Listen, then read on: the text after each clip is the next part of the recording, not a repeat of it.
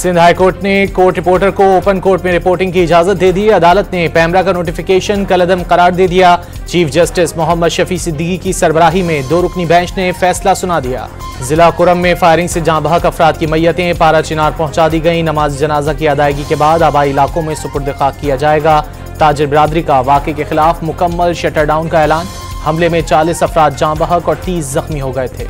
दुनिया के आलूदा शहरों की फहरिस्त में लाहौर पहले नंबर पर, मुल्की सतह पर मुल्तान दूसरे और पेशावर तीसरे नंबर पर। लाहौर समेत पंजाब के दीगर शहरों में तफरीही मकामात खोल दिए गए। बानी पीटीआई जब नंगे पांव मदीना गए और वापस आए तो जनरल बाजवा को कॉल्स आना शुरू हो गई कि ये आप किस शख्स को ले आए, इन्हें ऐसे लोग नहीं चाहिए। कहा गया वो तो मुल्क में शरीयत खत्म करने लगे हैं और आप ऐसे शख्स को लेकर आए। बुशरा बीबी का बड़ा दावा। नायब वज़ीर आज़म इसहाक डार ने सऊदी अरब को सियासी मफादात के लिए निशाना बनाना अफसोसनाक करार दे दिया। पीटीआई सियासी फायदे के लिए किस हद तक भी जा सकती है।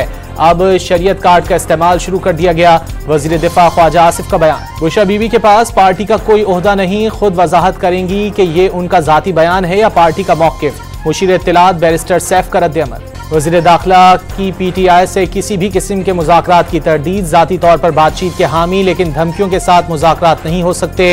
अपने सूबे में जैसे चाहें एहतजाज करें, इस्लामाबाद में एहतजाज की इजाज़त नहीं दी जाएगी। डी चौक पर जो भी आएगा गिरफ्तार कर लिया जाएगा। मोहसिन नकवी ने 2 टोक बता दिया। सिंध के मुख्तलिफ ट्रेनिंग सेंटर्स के ज़ेरे तरबियत पुलिस एहलकार कराची कैंट स्टेशन से इस्लामाबाद रवाना हो गए।